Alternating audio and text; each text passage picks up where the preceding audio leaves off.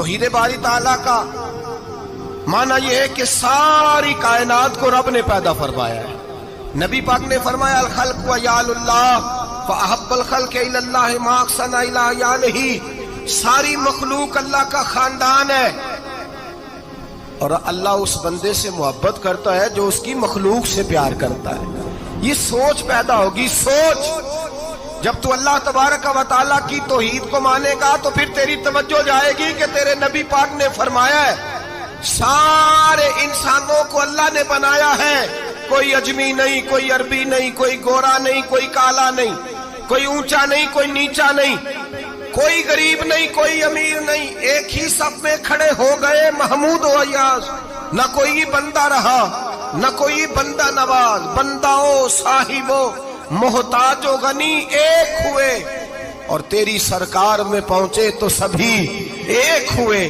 فرمایا جب تو اللہ کو مانے گا پھر اللہ کی ساری مخلوق سے تو پیار کرے گا اور پھر تو بندوں کی طرف سے بے نیاز ہو جائے. بندے کیا کہتے ہیں, وہ کیا سوچتے ہیں. کوئی تیری تعریف کرے تب بھی پرواہ نہیں, تنقید کرے تب بھی پرواہ نہیں, اس لیے کہ تیری توجہ رب تعالیٰ کی طرف ہو گئی. تو اللہ سے اجر لینا چاہتا ہے. اب تو اللہ تبارک و تعالیٰ کی بارگاہ سے اجر لینا چاہتا ہے. اب تیرا سارا خیال رب کریم کی طرف چلا گیا. اب تو یہی کہے گا کہ بس میرا رب راضی ہونا چاہیے.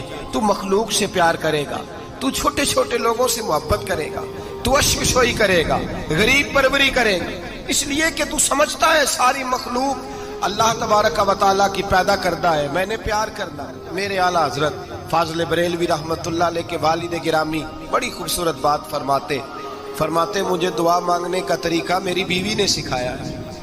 حضرت کس طرح؟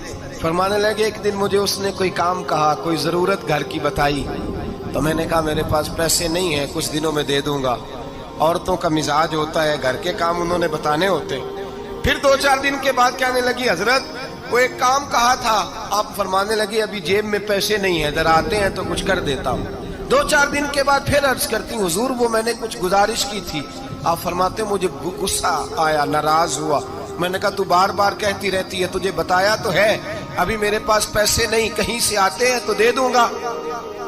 فرماتے جب میں نے جھڑکا تو وہ بھلی مانس رو پڑی اور رو کر کے اس نے لفظ کہے تو مجھے رب کریم کی توحید سکھا گئی اور مجھے اللہ سے مانگنے کا طریقہ بتلا گئی. رو کے کہنے لگی حضور آپ ہی تو میرے خامد ہیں, بتائیے آپ سے نہ کہوں تو میں کس سے جا کے کہوں؟ کون ہے میرا اور میں کس سے جا کے کہوں؟ کس سے جا کے میں کہوں کہ میرا یہ غم بانٹ دیا جائے؟ آپ فرماتے اس نے بات کہی تو میں رونے لگا. مجھے کہنے لگی حضور کیا ہوا, آپ رو پڑے؟ تو میں نے کہا سمجھ آ گئی ہے, جب میں بھی کہوں گا نا مولا میں بڑا پریشان ہوں, میں دکھی ہوں, میں تکلیف میں ہوں, میں آزمائش میں ہوں, میں بیمار ہوں, اے اللہ میں اولاد کی وجہ سے پریشان ہوں, اے اللہ میں جوان بیٹی کے سبب سے پریشان ہوں, اے اللہ میں فلاں تکلیف سے پریشان ہوں, اے اللہ امیر زبانہ میری غربت کا مذاق اڑاتا ہے, اے اللہ جائیدادوں والے مجھ بے گھر کو ستاتے ہیں, اے مولا زمانے کی تیز دھوپ آ گئی ہے, تو ہی میرا رب ہے, بتا تجھے نہ کہوں تو کس سے کہوں, تیری بارگاہ میں عرض نہ کروں تو کدھر جاؤں, تیرے حضور ناز نہ ہوں تو کہاں جاؤں؟ فرماتے ہیں جب میں یوں رو کے دعا کروں گا تو عرش کا مالک یقیناً دروازے کھول کے فرمائے گا میرا بندہ جو مانگتا ہے اسے فوراً عطا فرما دو, جو کہتا ہے اسے دے دو. بھائی تو اللہ کی بارگاہ میں جھکے گا جب تو اللہ کے توحید کا تجھے رزلٹ یہ ملے گا کہ جگہ جگہ جھکنے سے تو معین الملت والدین عطا رسول ہند الولی حضرت خواجہ معین الدین چشتی اجمیری رحمت اللہ تعالی علیہ. آپ فرماتے میں حج کے لیے گیا, جب میں مینا مزدلفہ عرفات میں گیا تو ایک آدمی کو میں نے لبیک کہتے دیکھا. عقیدہ مسلمان کا کہ میرا رب ایک ہے, میرا رب ایک ہے, میرا رب ایک ہے, میرا مالک ایک ہے, وحدہ لا شریک ایک ہے میرا اللہ. فرماتے میں نے اس شخص کو دیکھا لبیک لبیک لبیک پکارتا. وہ آدمی جب لبیک کہتا تو جواب آتا لا لبیک تو غیر حاضر ہے. وہ پھر کہتا میں حاضر ہوں, پھر آواز آتی تو غیر حاضر ہے. حضرت خواجہ معین الدین اجمیری علیہ رحمہ فرماتے ہیں میں نے مجمع سے بازو پکڑ کے باہر نکالا اور میں نے کہا بھائی تجھے پتا ہے جب تو لبیک کہتا ہے تو جواب آتا ہے لا لبیک، تو غیر حاضر ہے، تجھے پتا ہے؟ اب فرماتے ہیں وہ رو پڑا، کہنے لگا معین الدین مجھے پتا ہے۔ میں نے کہا اچھا؟